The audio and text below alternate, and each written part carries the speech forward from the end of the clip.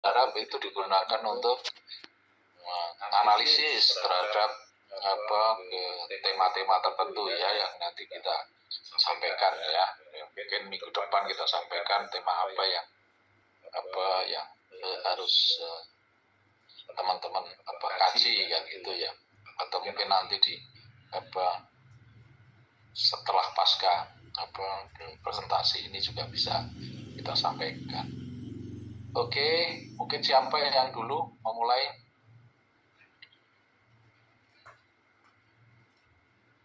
Kalau tidak ada mungkin ini saya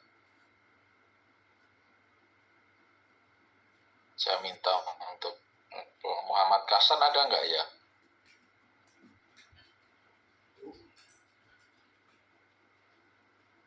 Muhammad ada siap Pak Bin ya, ya bisa presentasi ya Mas Muhammad Kasan. Alhamdulillah. Mungkin saya kedua sih Pak Bin. Nah, lagi di perjalanan soalnya. Di perjalanan, oke. Iya. Ya, saya siap dulu, monggo. Kita tunggu, saat dulu kita jaga dulu ya.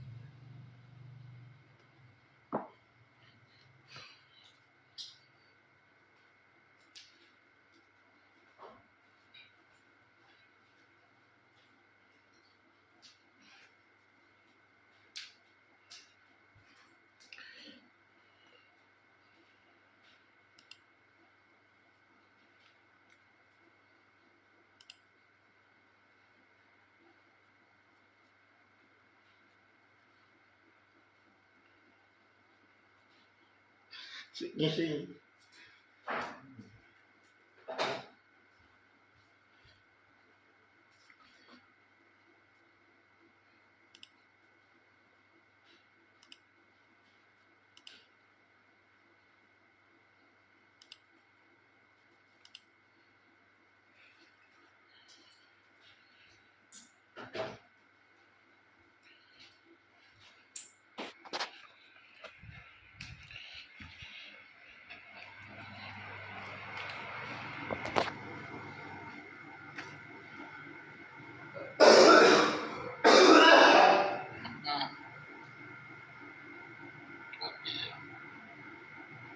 Prastio ada nggak ya? Prastio dari MPM juga.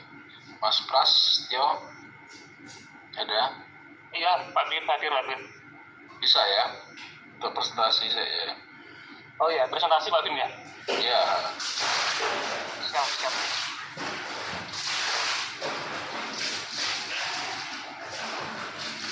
Nah, Pak Bin. Ya.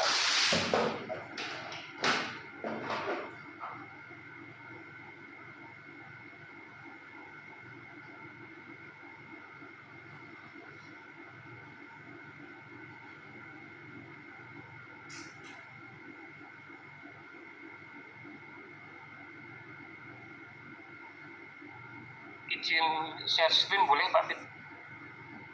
Iya pakai. Gimana? Oh.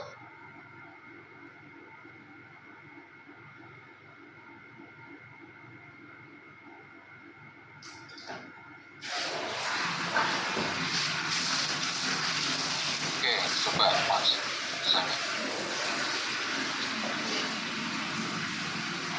Bisa. Oke.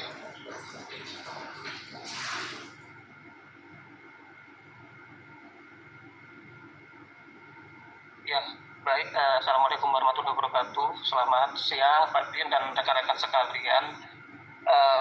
Mohon izin jika ada suara yang berisik karena saya ini sedang berhenti juga di rest area gitu ya, mohon dimaklumi. Baik Pak Bin dan teman-teman, saya izin mempresentasikan hasil dari penugasan Pak Bin tentang paradigma New Public Management. Ya, saya telah melakukan review terhadap 5 artikel. Yang pertama ada artikel dari McMullin dengan judul The Persistent Constraints of New Public Management on Sustainable Co-Production Between Non-Profit Professionals and Service Users. Ini saya dapatkan dari Jurnal Administrative Science. Artikel ini menyoroti dampak berkelanjutan dari prinsip NPM terhadap kolaborasi antara LSM dan pengguna layanan sosial. Hasil penelitiannya adalah NPM ternyata membatasi proses co-production karena birokrasi terlalu fokus pada hasil kuantitatif dan efisiensi. Kemudian artikel ini juga mengusulkan perlunya adanya pendekatan baru yang lebih dialogis dan partisipatif. Artikel yang kedua dari Citroinska yang berjudul New Public Management as a Tool for Changes in Public Administration. Ini saya dapatkan dari Journal of Intercultural Management, yang mana artikel ini mengkaji New Public Management sebagai alat reformasi manajemen publik di Eropa dengan fokus pada dimensi efisiensi dan akuntabilitas. Hasil temuannya adalah NPM membawa profesionalisme dan orientasi hasil, tetapi tidak cocok untuk diterapkan pada semua konteks. Kemudian disarankan oleh penulis dibutuhkan sebuah reformasi manajemen publik yang lebih fleksibel dan kontekstual. Artikel yang ketiga dari Simonet yang berjudul The New Public Management Theory in the British Healthcare System, a Critical Review. Ini saya dapatkan dari Journal Administration and Society. Artikel ini sendiri menganalisis perbandingan bagaimana negara-negara Eropa menerapkan New Public Management di sistem layanan kesehatan mereka. Nah, temuannya ternyata NPM ini diterapkan untuk menekan biaya dan meningkatkan efisiensi rumah sakit publik. Kemudian juga ditemukan variasi atau perbedaan antara satu negara dengan negara yang lain dalam hal keberhasilan implementasi NPM dan juga resiko yang berupa tekanan finansial pada rumah sakit, ketimpangan layanan, dan tantangan etika. Kemudian artikel yang keempat dari Peterson Lofgren yang berjudul Public Sector Reforms, the Public Management Without Marketization, the Danish Case. Ini saya dapatkan dari International Journal of Public Administration. Artikel ini menganalisis implementasi reformasi sektor publik di Denmark dalam kerangka NPM. Tetapi dalam analisanya ini ditemukan adanya praktik penerapan prinsip-prinsip pasar yang sangat minim. Nah, artikel ini sendiri menemukan bahwa lebih dari 15 reformasi besar yang telah diadopsi antara tahun 2001 dan sampai dengan tahun 2010, yang mana sebagian besarnya tidak mengarah pada penciptaan pasar atau kompetisi yang sering diketahui sebagai salah satu ciri utama dari konsep New Public Management. Kemudian penulis menyarankan bahwa New Public Management tidak selalu harus melibatkan pasar dan bahwa interpretasi lokal seperti yang ada di Denmark ini dapat menghasilkan bentuk New Public Management yang unik. Artikel yang terakhir dari Dan Levy, Market, Bastow, dan Tinkler yang berjudul New Public Management is Dead, Long Life Digital Era Governance. Ini saya dapatkan dari Journal of Public Administration Research and Theory. Artikel ini sendiri mengkritik bahwa praktik NPM telah mencapai batas kegunaannya dan digantikan oleh Digital Era Governance. Dalam pembahasannya disebutkan bahwasanya terdapat 3 kelemahan NPM, antara lain fragmentasi layanan, kemudian lemahnya integrasi, dan rendahnya transparansi. Nah, penulis menekankan perlunya pendekatan yang lebih adaptif terhadap teknologi dan keterlibatan warga negara. Baik, selanjutnya ini untuk menjawab pertanyaan yang pertama yang diberikan tentang perbandingan definisi NPM. Dari jurnal Macmullen saya menemukan bahwasanya NPM ini didefinisikan sebagai sebuah pendekatan manajemen publik yang mendorong pemerintah untuk berperilaku seperti bisnis swasta dengan fokus pada efisiensi, pemotongan biaya, dan penerapan mekanisme pasar dalam penyediaan layanan publik.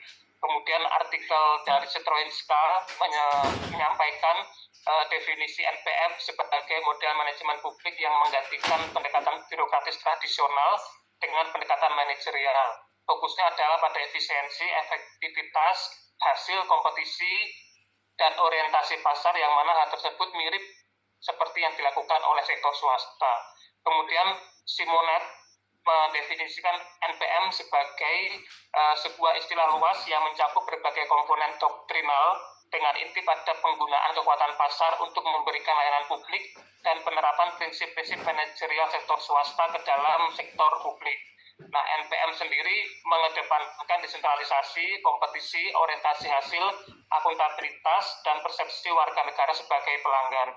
Kemudian dalam artikel Peterson dan Lofgren, NPM didefinisikan sebagai sebuah narasi atau teori mengenai reformasi sektor publik yang menekankan pada penggunaan prinsip manajemen sektor swasta, efisiensi, dan penciptaan mekanisme pasar dalam pelayanan publik.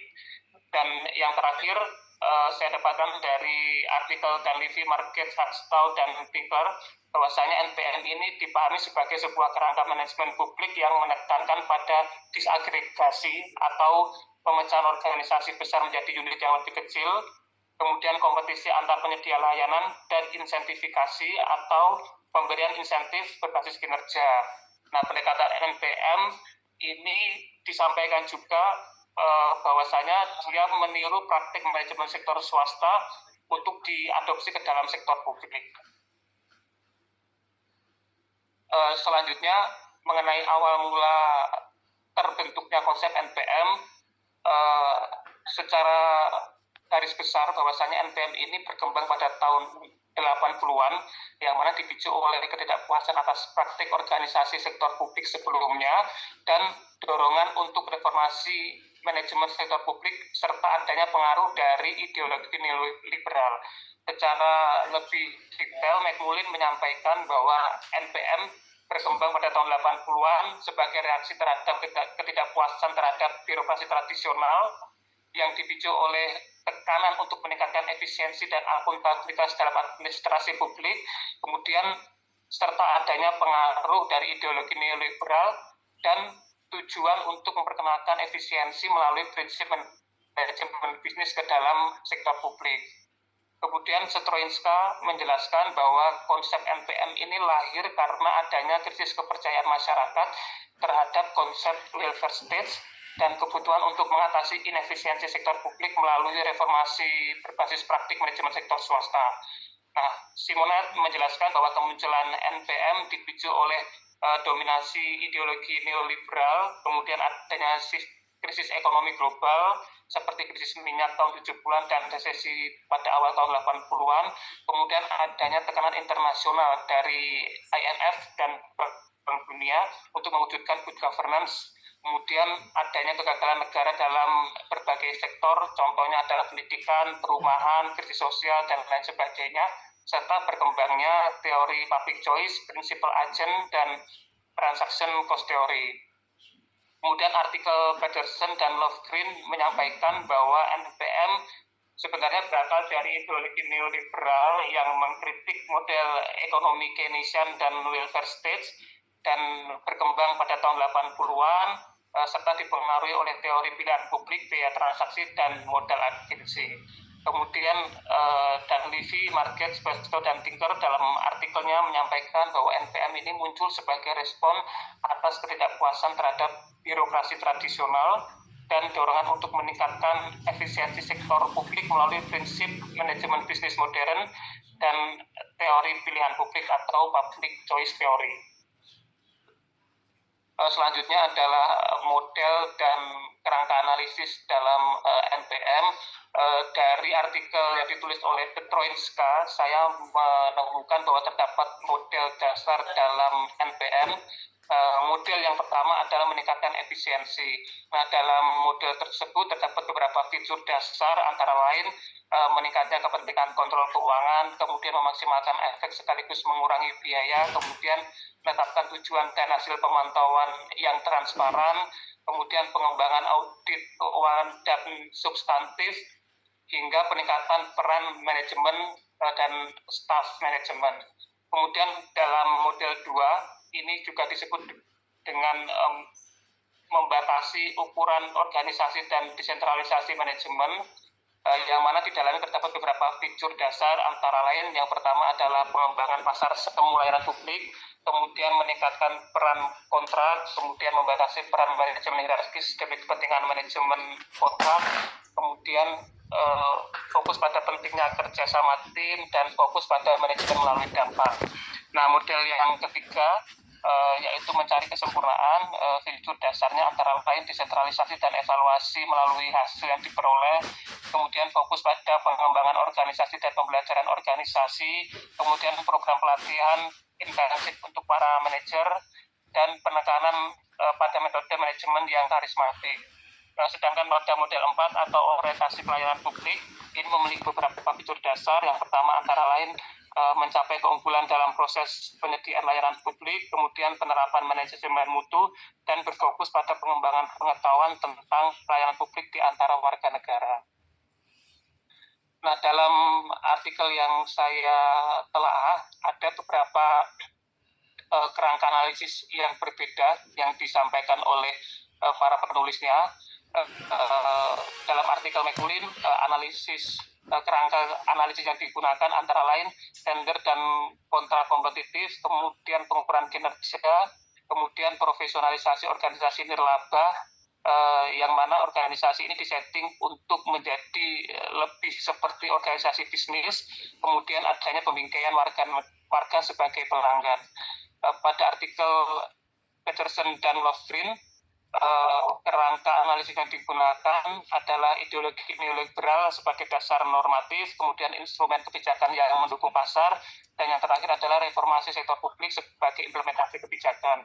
Sedangkan pada artikel Dunleavy, Market, Bastow, dan Tinker, kerangka kerja analisis yang digunakan antara lain disaggregation atau pemecahan struktur organisasi besar menjadi unit yang lebih kecil dan lebih fleksibel, kemudian competition atau penerapan mekanisme pasar antara penyedia layanan, dan incentivization atau pemberian insentif berbasis kinerja.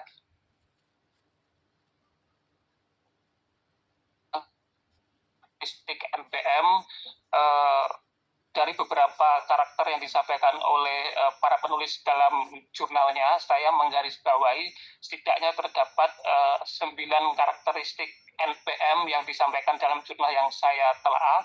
Yang pertama adalah profesionalisasi manajemen.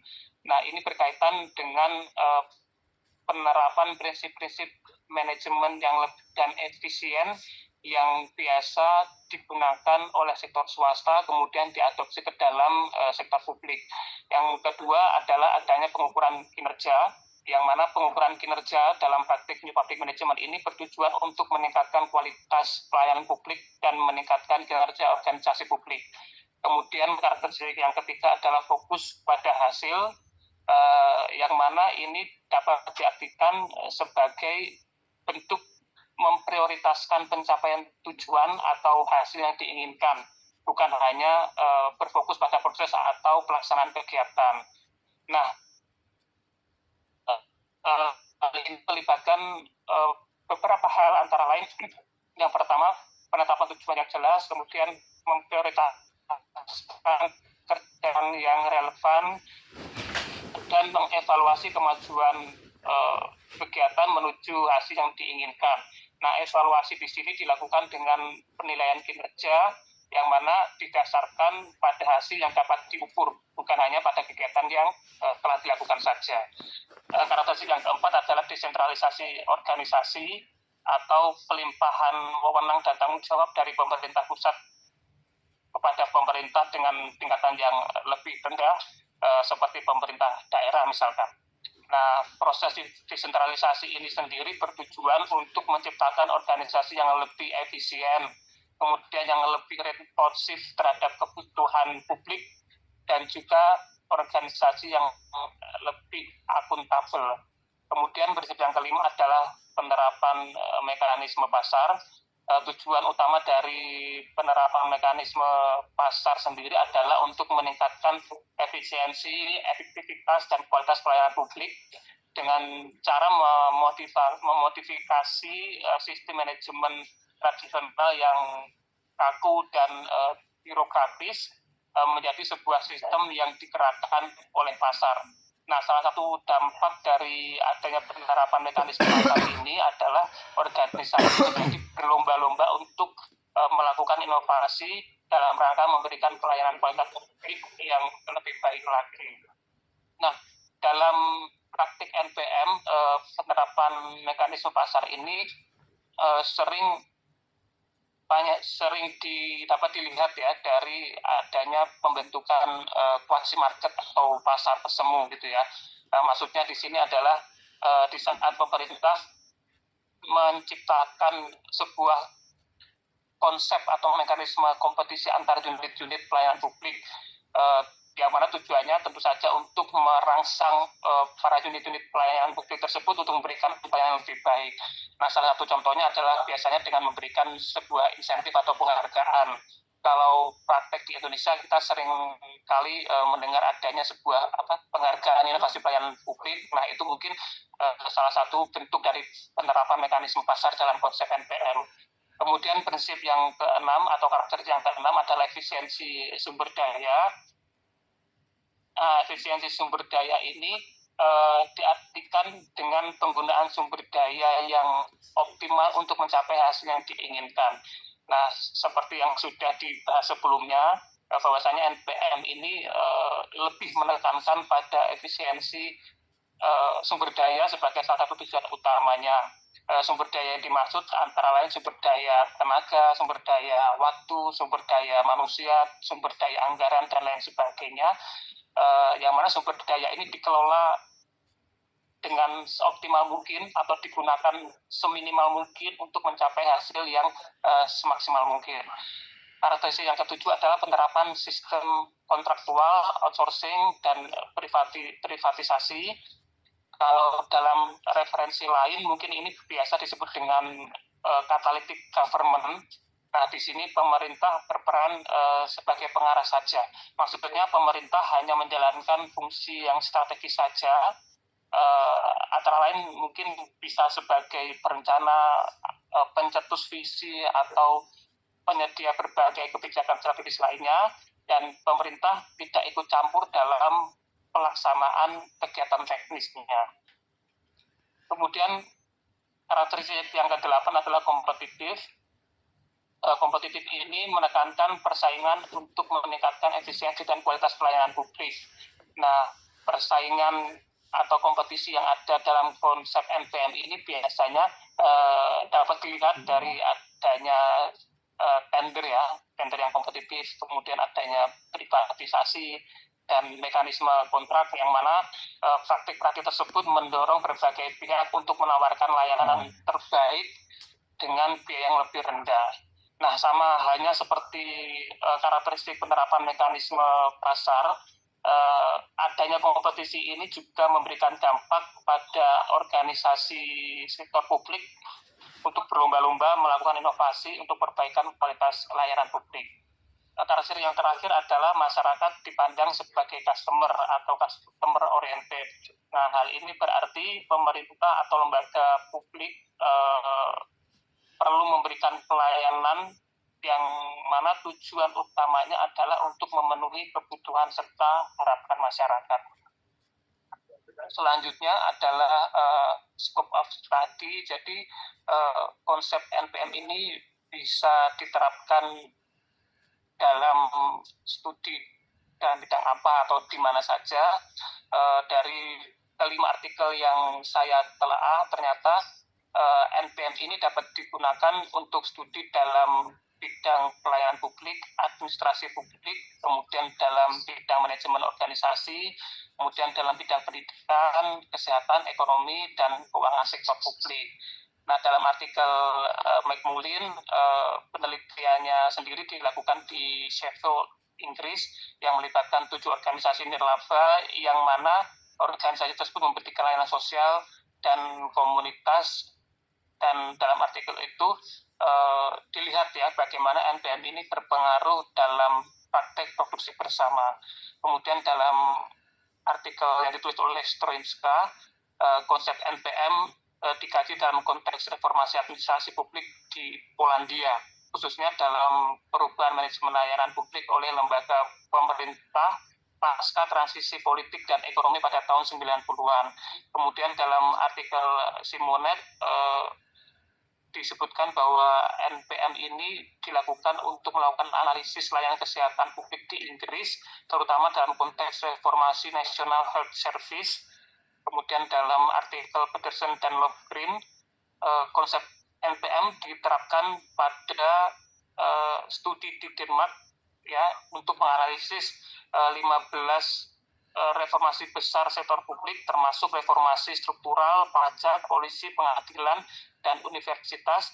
Kemudian dalam artikel Dan Levy, Margetts, Rostow, dan Tinkler, NPM dikaji dalam konteks reformasi administrasi publik di negara-negara maju seperti Inggris, Selandia Baru, Australia, Kanada, Amerika Serikat, dan Belanda.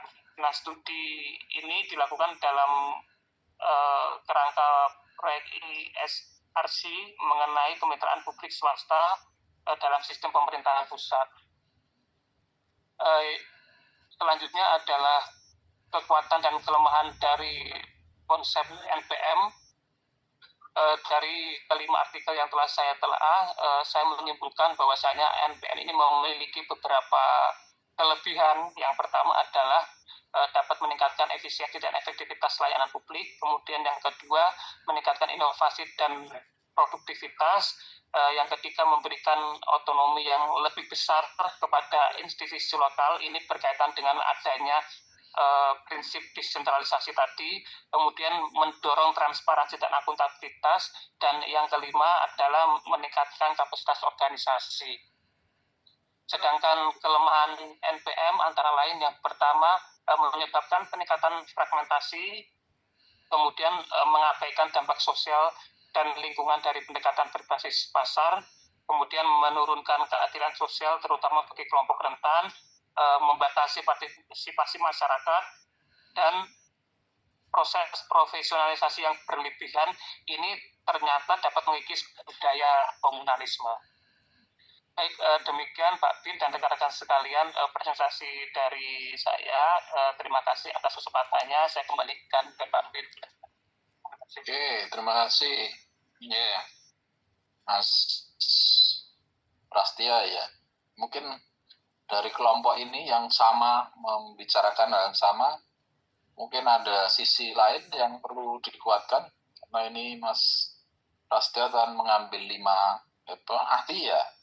Dari McMullin, kemudian Stronisa, Simon, Peterson, dan Don Levy ya. Mungkin ada kawan lain yang mungkin akan melihat dari sisi lain. Monggo silahkan Cika, Aditya, dan Norris, Wahyu. Yang satu paket ya.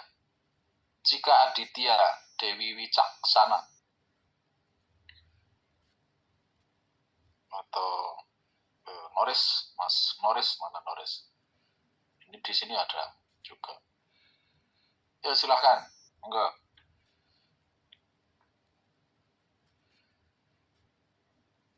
Norris ada enggak? Jika mana Jika? Ya, siap Pak Bin. Ya, Jika kamu apa turu ya. Nah, ya. Gimana kamu? Kurang lebih untuk 5 artikel yang saya dapatkan, saya rangkum itu sama Bapak. Jadi NPM itu memang sebagai suatu respon terhadap kekurangan dari manajemen tradisional yang sebelumnya digunakan. Nah, dalam PPT saya itu saya menambahkan studi kasus Pak Bin. Ya, jadi studi kasusnya itu 2 negara, yaitu Bangladesh dan Turki. Nah, di Bangladesh itu penerapan NPM di situ cenderung gagal Pak Bin, karena memang Bangladesh itu sendiri kan negara pecahan dari India yang sebelumnya juga dipengaruhi oleh Inggris. Nah, jadi di Bangladesh itu meskipun sudah diterapkan NPM, tapi dalam implementasinya itu masih menemukan banyak sekali kendala. Utamanya karena politik dan birokrasinya di Bangladesh itu mereka menjalin aliansi. Jadi tidak ada check and balance yang serius gitu.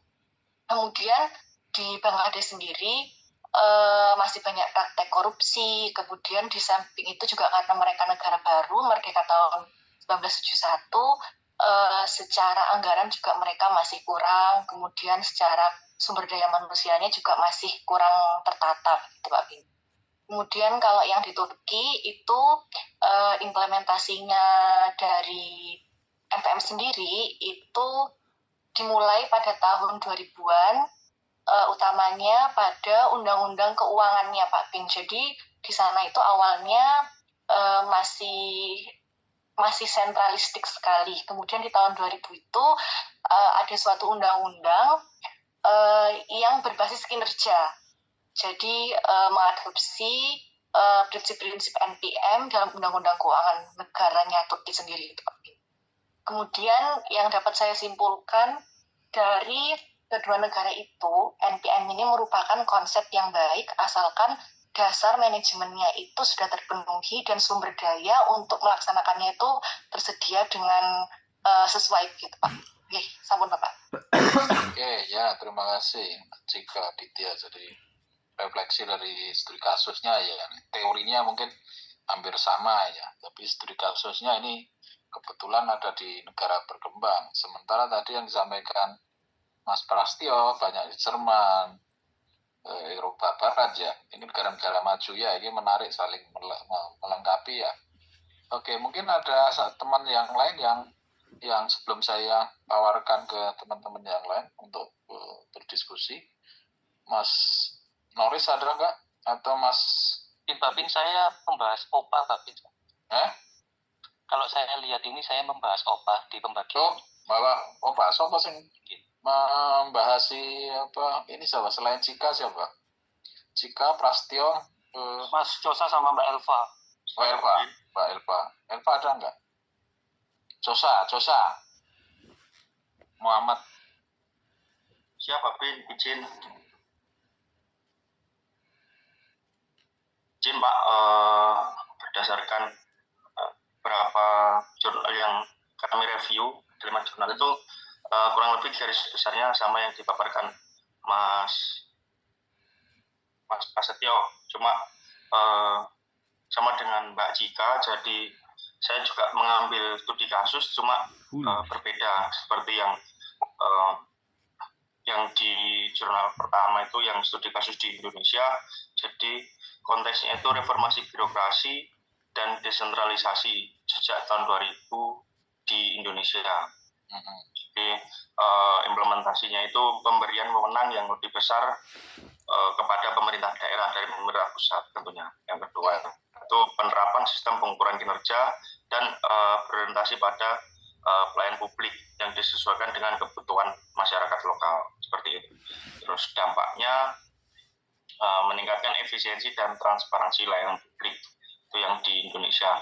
Kemudian yang studi kasus yang kedua dari jurnal kedua itu konteksnya dari tahun 1997 sampai 2010. Ini kepemimpinan teacher kalau nggak salah ini Pak, dan New Labor mendorong efisiensi sektor publik. Jadi implementasinya New Public Management itu lebih ke pembentukan internal market layanan kesehatan dan pendidikan. Yang kedua, kontrak kerja dan pengukuran output, serta privatisasi dan pengurangan ukuran birokrasi.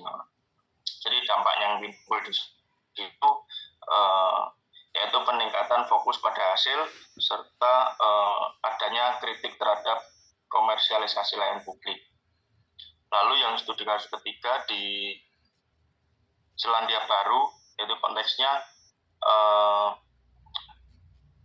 disebutkan bahwasanya dia adalah negara pertama yang menerapkan New Public Management secara penuh pada tahun 1980-an. Jadi implementasinya agensification, yaitu pemisahan lembaga berdasarkan fungsi, serta kontrak kinerja yang lebih eksplisit untuk pejabat senior, serta penggunaan indikator output dan outcome-nya.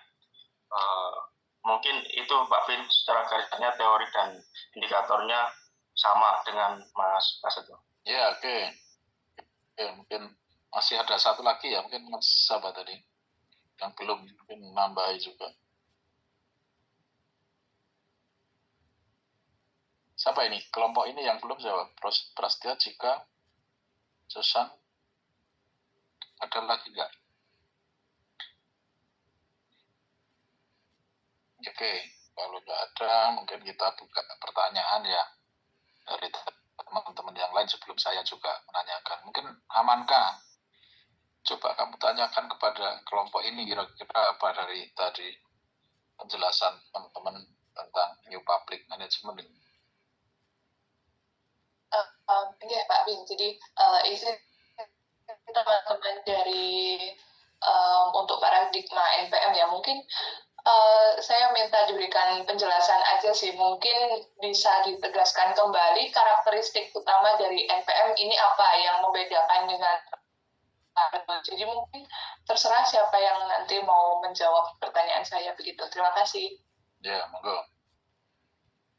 Diawali dari Mas Prastio dulu, Pak.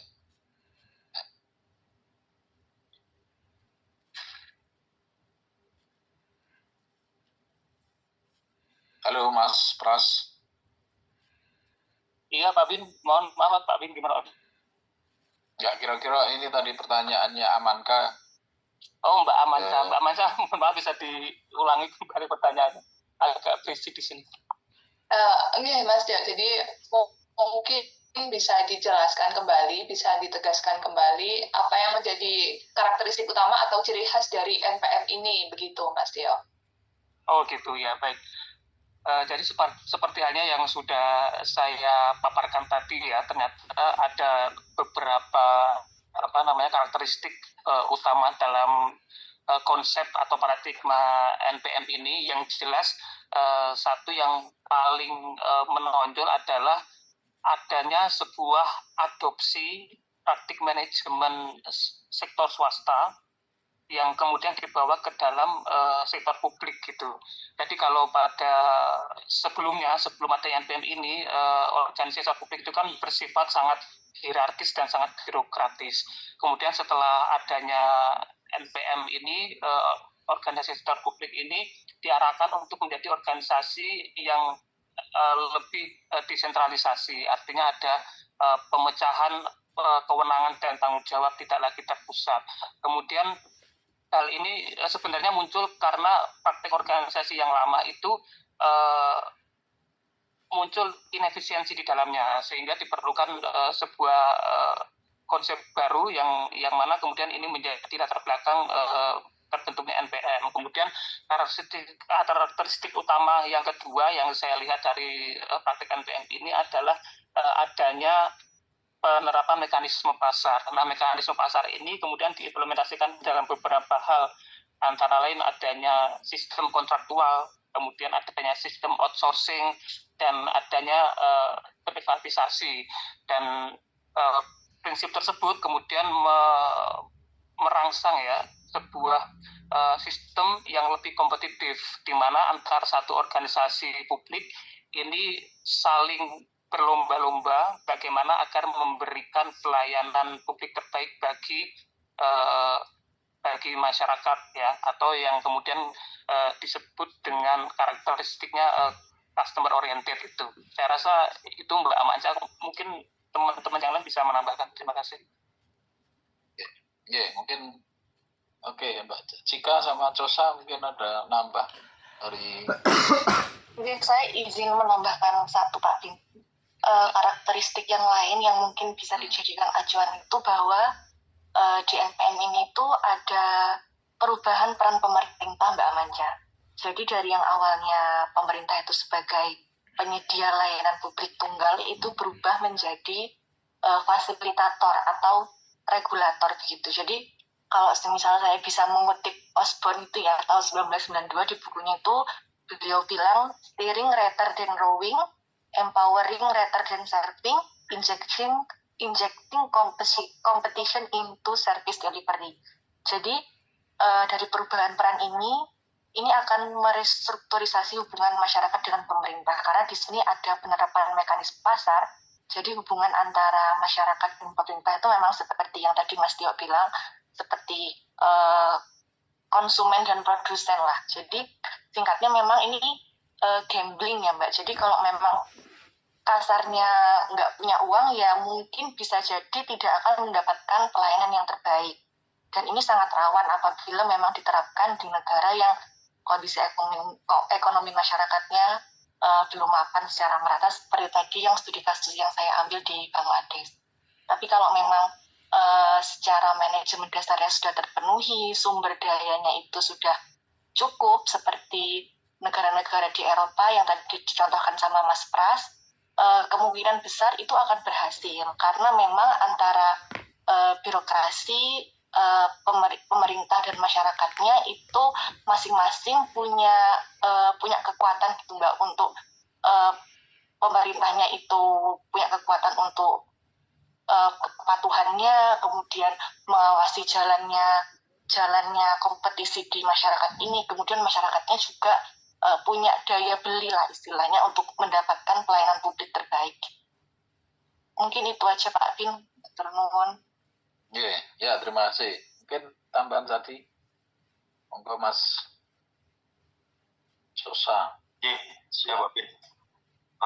Mohon izin Pak Bin dan teman-teman, tanpa mengurangi hormat apa yang sudah disampaikan Mas Pras dan Mbak Cika, jadi izin lebih merinci aja. Jadi kalau perbedaan utama new public management dan paradigma lain itu ketika kita melihat dari sisi fokusnya NPM itu lebih ke efisiensi, efektivitas, dan berorientasi pada hasil output. Sedangkan OPA itu lebih ke pemisahan politik dan administrasi, serta birokrasi dan regulasi atau peraturan. Dan NPS itu lebih ke fokus di pelayanan masyarakat, partisipasi, dan nilai-nilai publik. Itu kalau berbicara fokus. Kalau berbicara prinsip, itu NPM lebih menekankan prinsip bisnis, yaitu persaingan pasar dalam perdagangan dan pasar internal yang dimasukkan dalam manajemen sektor publik, serta desentralisasi dan fleksibilitas. Dan prinsip dari OPA sendiri itu lebih ke hierarkis, peraturan, prosedur, dan kontrol sentral. Serta NPS prinsipnya itu lebih ke partisipasi, kolaborasi, pelayanan yang berpusat pada masyarakat, dan kesetaraan. Lalu ketika kita berbicara terkait pendekatannya, jadi NPM itu lebih ke mengadopsi praktek swasta, seperti manajemen swasta. Dan OPA itu lebih ke pendekatan tradisional birokrasi. Dan NPS lebih ke pemberdayaan masyarakat, pendorong inovasi, dan fokus pada pelayanan yang berpusat pada masyarakat sendiri. Sedangkan orientasi, ketika kita berbicara orientasi, NPM itu berorientasi pada hasil, jelas. Lalu OPA itu berorientasi pada prosedur atau tata cara, peraturan, atau SOP. Dan NPS itu berorientasi pada pelayanan dan partisipasi ataupun lebih ke apa sih tujuan masyarakat. Mungkin itu Pak Bin, terima kasih. Ya, terima kasih. Ya, jadi itu ya penjelasannya buat Amanka ya. Iya Pak Bin, sudah sangat jelas. Terima kasih Mas Prasetyo, Mbak Cika, Mas Dosa. Oke, ada satu lagi penanya dari teman yang lain. Bu Patricia Maria Agustina bisa bertanya kepada teman kita ini yang jawab.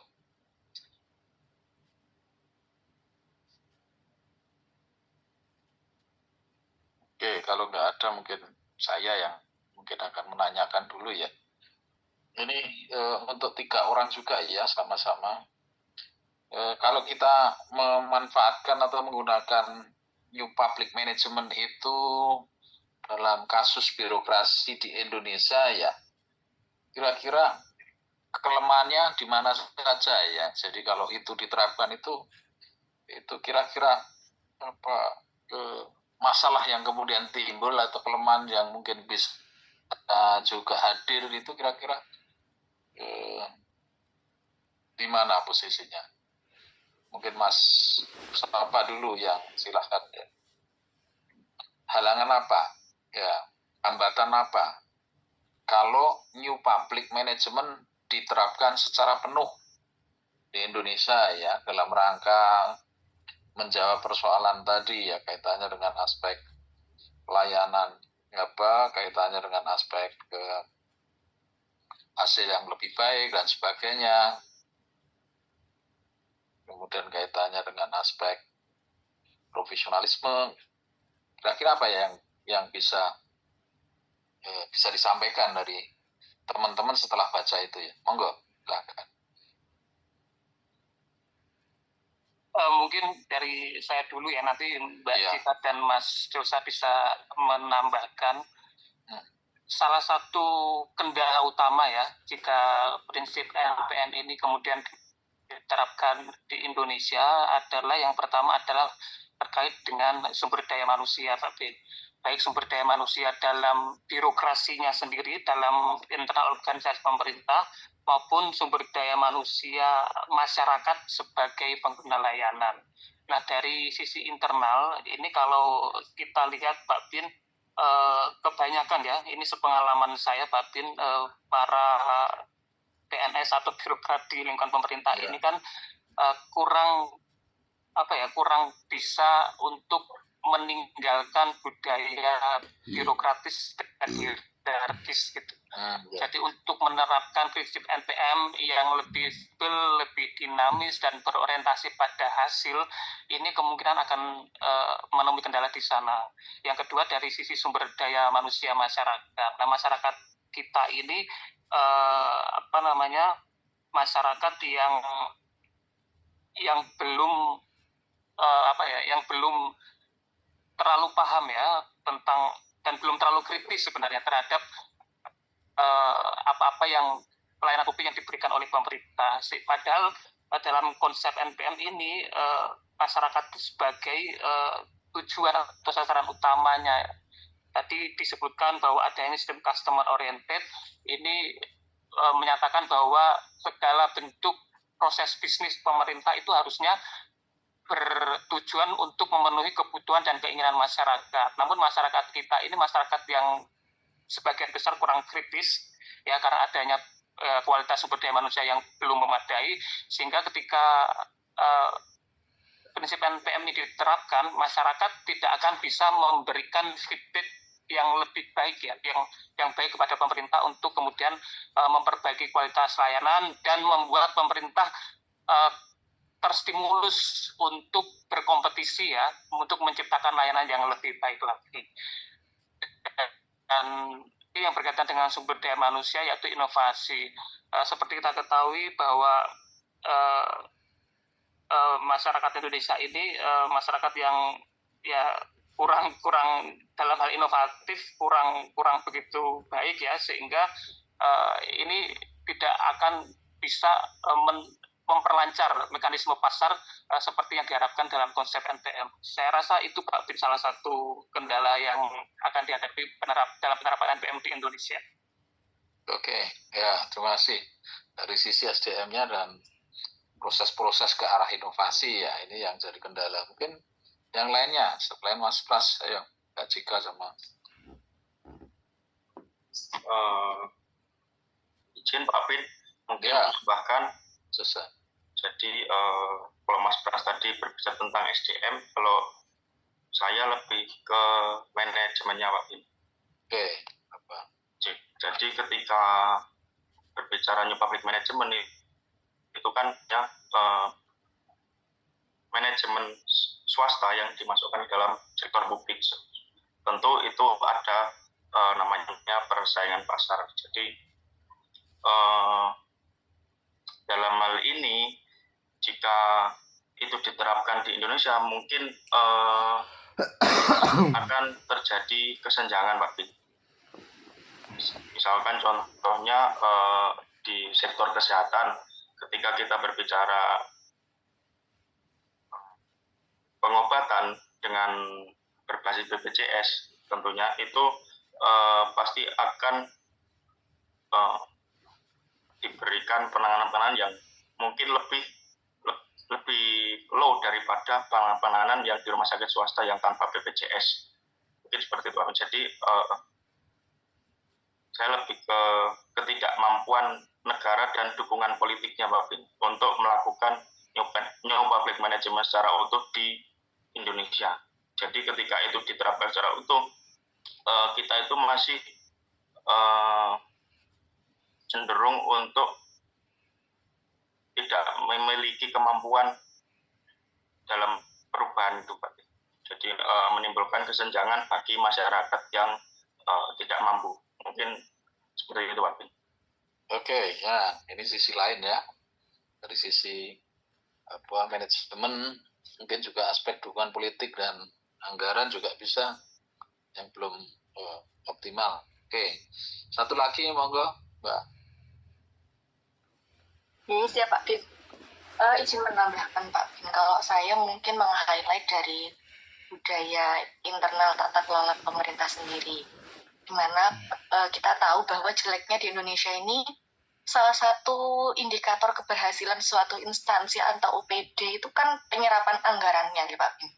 Jadi ini kan sangat berkontra dengan salah satu prinsip NPN sendiri yang menekankan pada efisiensi. Jadi kalau semisal memang diterapkan sepenuhnya di Indonesia, itu akan kontra dengan budaya yang memang sudah budaya dan sistem, kalau saya bisa bilang, yang sangat susah untuk dirubah.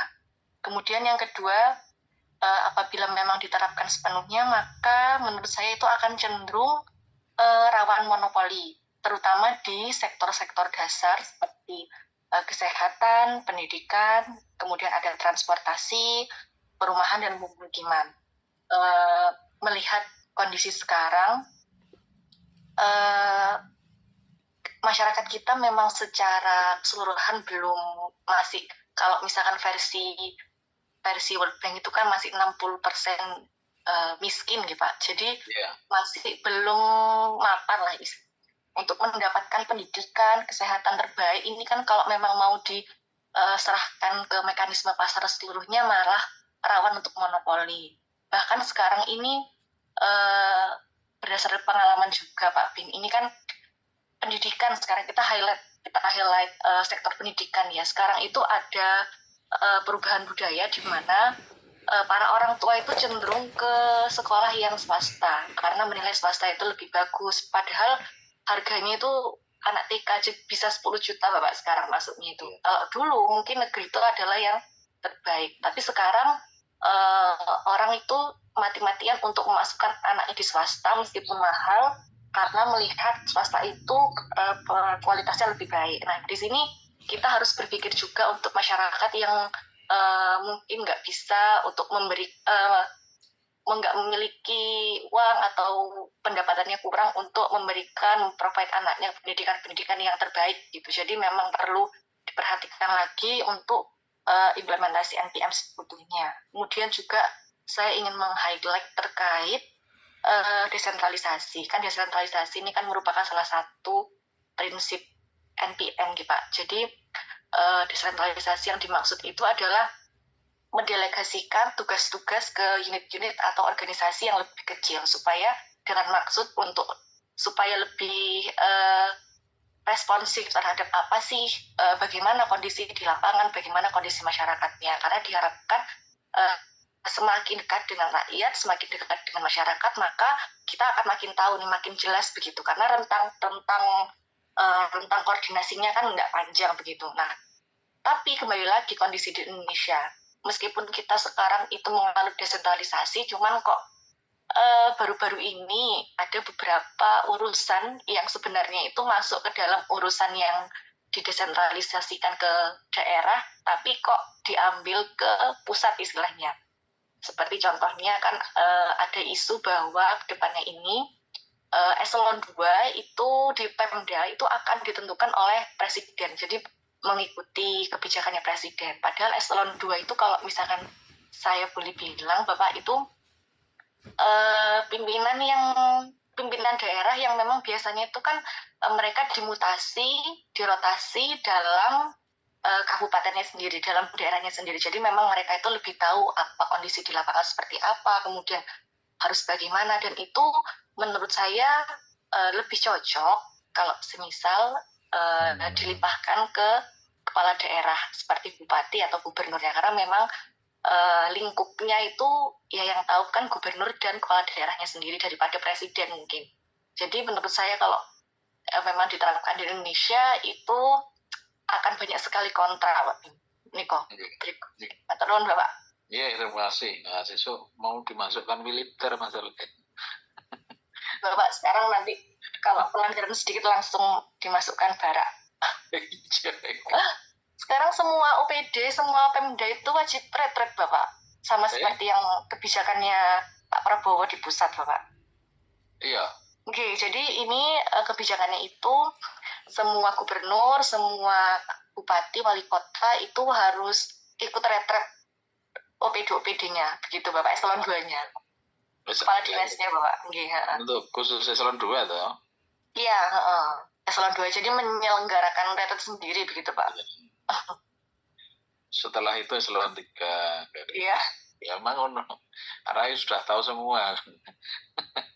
Ya, terima kasih jika kemudian Mas Pras ya. Oke, artinya teman-teman kan sudah paham ya terhadap, maksud saya menguatkan kembali tentang paradigma MPM ya. Artinya teman-teman ini sudah posisinya sudah paham lah.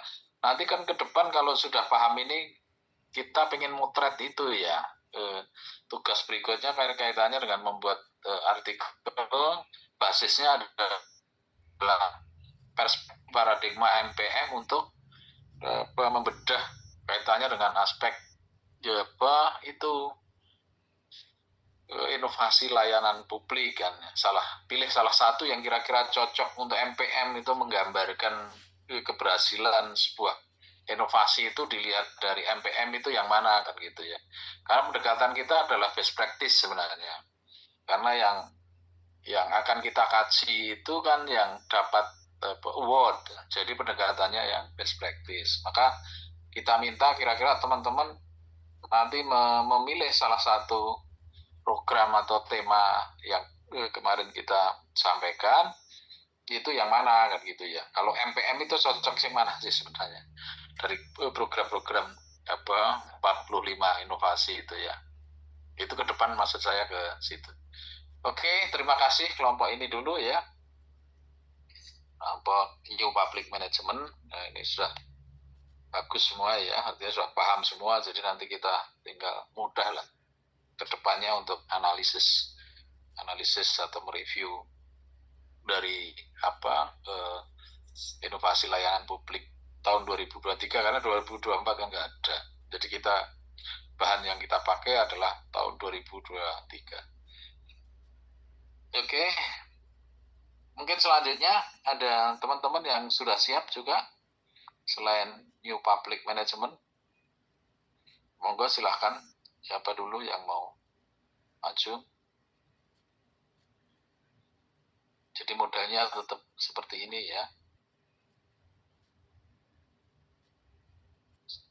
Ya, satu lagi.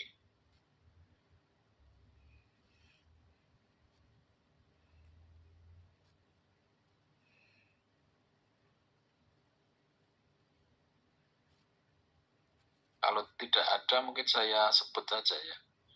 Mas Wahyu Anugrah ada nggak ya? Siapa Pak? Wahyu Anugrah Utama. Siap. Posisi ada di mana ini Mas Wahyu? Siap di rumah Pak. Suaranya kok enggak? Siap di rumah Pak.